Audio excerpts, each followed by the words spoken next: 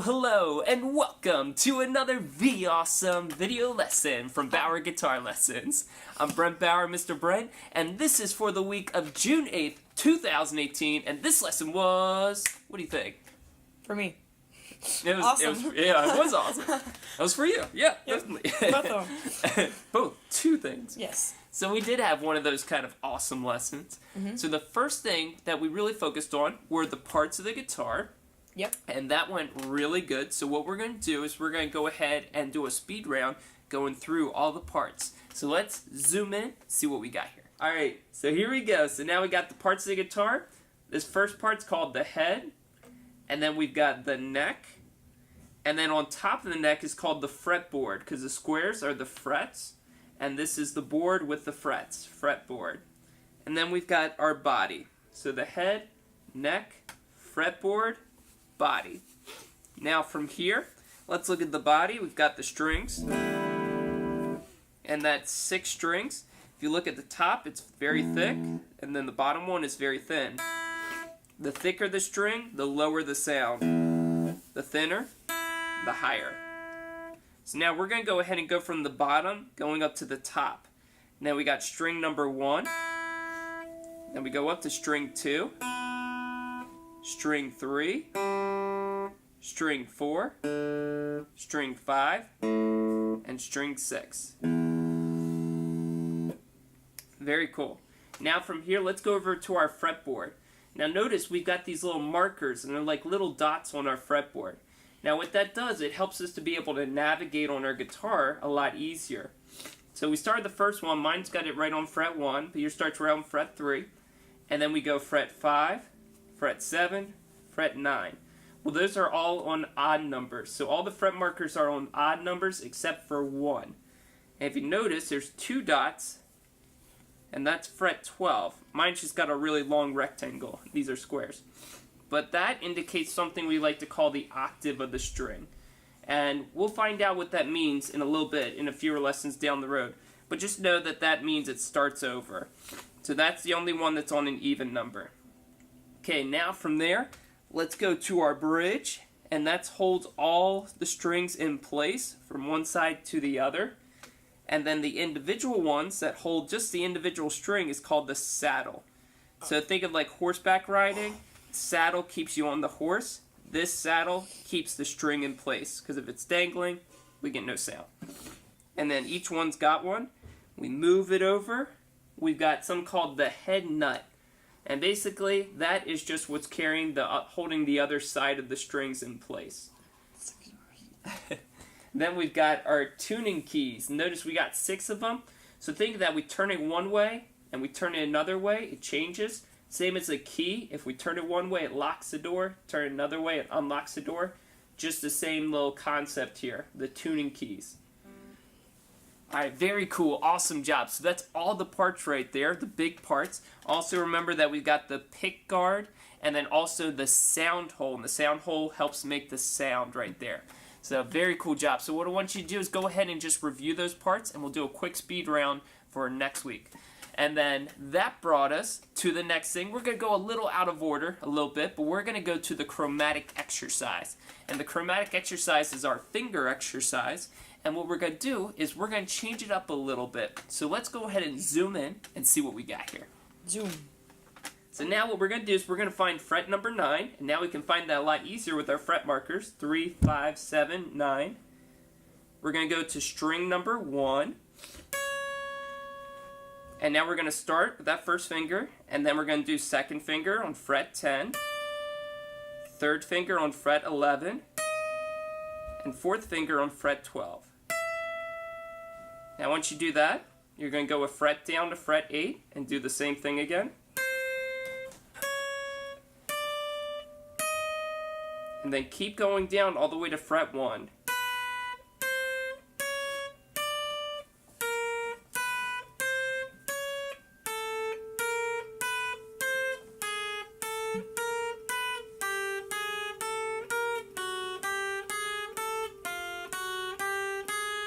See if you can get each one to ring out just like that. If you get a little bit of a buzzing sound, that's okay. Just go ahead and make sure that the fingertips are going right to the string. and that they're being held down, and you're right in between the fret bars here. Now once you got that one, let's do the same thing, but on the string 2. I'm just going to go a little bit quicker through it.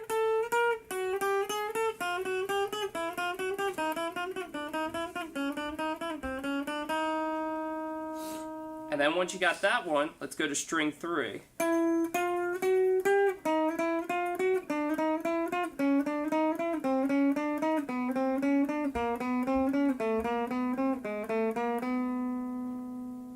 Okay, so those are the bottom 3. Now when you get to the top 3, they get a little bit thicker, so it's a little bit more challenging. So we went all the way up to string 4 here. Now we're going to go back to fret 9, and let's try it again. Here we go.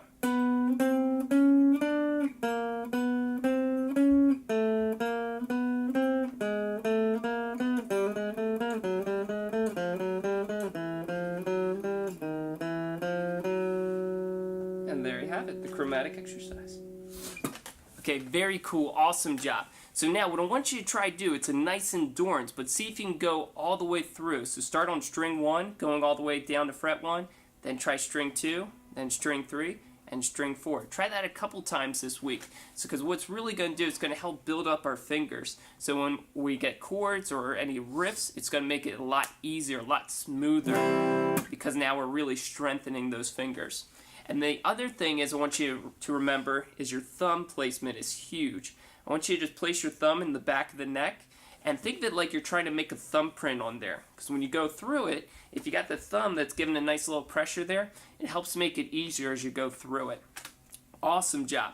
And then that brought us to the next thing, which again we're going back into order, okay, is Cornerstone, and that's by Hillsong. So we start going over the riff, and then we reviewed the 3 chords, which is C, A minor, and G. So let's go ahead and zoom in, and let's see what we got here. Okay, so we're first going to do the riff. So we're going to start on the D string, which is string 4. We're going to have our first finger on the 2nd fret on string 4, and then 2nd finger on the 3rd fret on the same string. We're going to start off with that 2nd finger, and then we're going to lift it up and have the 1st finger. So you want to have the 1st finger down already. So here we go. We're going to play 2 times. Then we're going to lift that 2nd finger up. 1st finger's now on fret 2. And 2. We're going to play 2 times. And now we're going to lift this finger up, and we're going to play it open 2 times. Now an open string is when we're not holding any fingers down, so we're just playing the string itself. So again.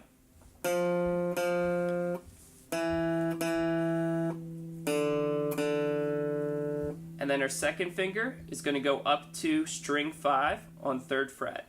We're going to play that 1 time.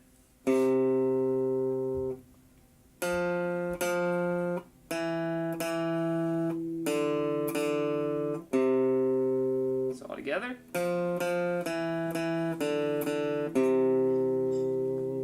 Now for some practice, we're going to go ahead and put the chord progression into it and play along with that chord progression. So I'm going to go through it once, and then just go ahead and start playing along with me. So here we go.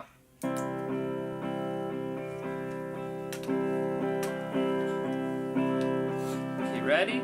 Here we go.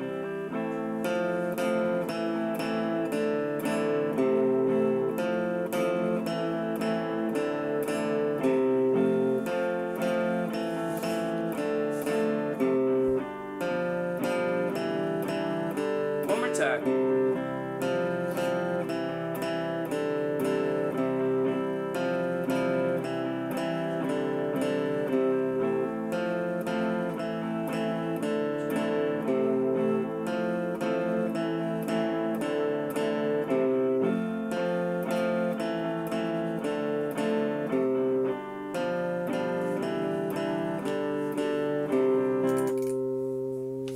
Alright, very cool, awesome job. So now that we did the riff, I want you to go ahead and practice that part. So now let's go into the chords, so the 3 chords for it. So let's zoom back in and see what we got here. Okay, so our first chord is the C major chord. And since it's a major chord, we can actually just call it the C chord. We're going to start with our first finger, 1st fret on the B string, 2nd finger, 2nd fret on the D string, and third finger, 3rd fret on the A string. Try to play each one, make sure they ring out, and then strum. Now the second one is A minor. It's going to be very similar to the C chord, only difference, 3rd finger comes up, and we're going to bring it to 2nd fret onto the G string, so right below the 2nd finger. Now let's play through individual strings, and strum. And the 3rd chord is G major, we can call it the G chord. 1st finger, 2nd fret on the 5th string, and then 2nd finger, 3rd fret on the 6th string, 3rd finger, 3rd fret on the 2nd string, and 4th finger, 3rd fret on the 1st string. And then we've got an open, string 4, open, string 3. So these chords are all called open chords, and the reason for that is because we're playing open strings along with them, while also holding some down. So now all together, individual strings, and then strum. So again, we got C, A minor, and G. Okay, now what we're going to do is we're just going to do a little exercise I like to call Leapfrog. And a leapfrog is basically to help us with our chord transitions. So just like a frog leaps off the rocks, we want to be able to have our fingers be able to leap off of a chord to another chord very smoothly and effortlessly. So what we're going to do is we're going to start with that C chord. Now, when we go from C to A minor, all we have to really do is lift up that 3rd finger. However, since we may not always do that, all the case, let's just go ahead and practice with lifting up all 3 fingers. So we're going to lift up those 3 fingers to the C chord, and in midair, I want you to go to the A minor chord shape, so you're not holding down on the strings yet, and then I want you to bring all 3 fingers down at the same time onto the strings that they're supposed to go to. 1st finger's on the B, 2nd's on the D, 3rd finger's on the G.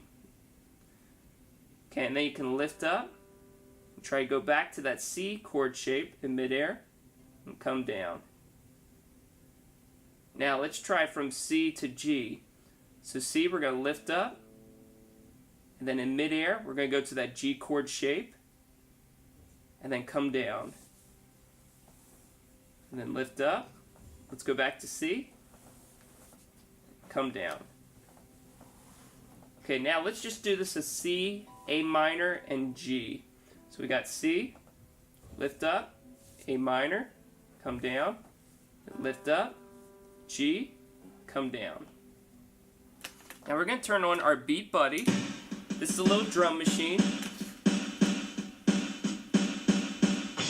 And we're going to play this as whole notes. So what a whole note is, it's a note value, which is how long we hold the chords. This one's going to be held for 4 beats.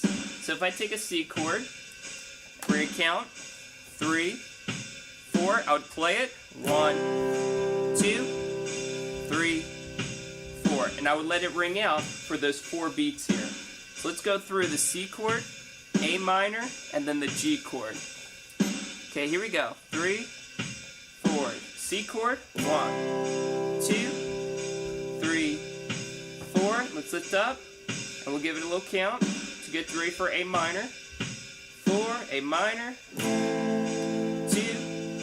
3, 4, lift up, go to our G chord, 2, 3, 4, and G.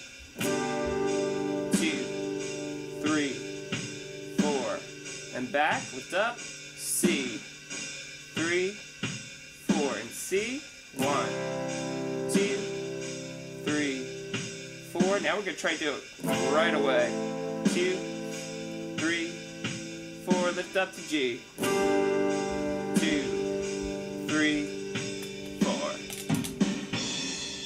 Alright, very cool, awesome job. So for practicing, I want you to try it both ways. So first just the Leapfrog exercise itself, and then I want you to try it as you go through the whole notes. First going through C, and then lifting up, giving yourself that 4 count before you go to the next one. And then try, once you feel like you got that one down, try to see if you can go right to it after each one. So if you hold it for 4, and then go right to that first one and go through those beats. So very cool, awesome job. All right, so again, now for practicing, what I want you to do, so I want you to go ahead and review those parts of the guitar, and then go through the chromatic exercise. So on the string 1, string 2, string 3, and string 4. And then also want you to go through Cornerstone, going through the riff and the chords. And also I want you to go ahead and review the music alphabet. So remember the music alphabet's that circle, A, B, C, D, E, F, G. And that the 3 things is that it's continuous, never ends. You can start on any note right there, so any letter. And you can go forwards and backwards through the alphabet. So you do that, and you'll be all set for next week. Alright, that's going to wrap up this video lesson, so I hope you got a lot out of it, enjoyed yourself. So stay tuned, because there's plenty more coming, and always remember, always strive to be in perfect harmony. Take care.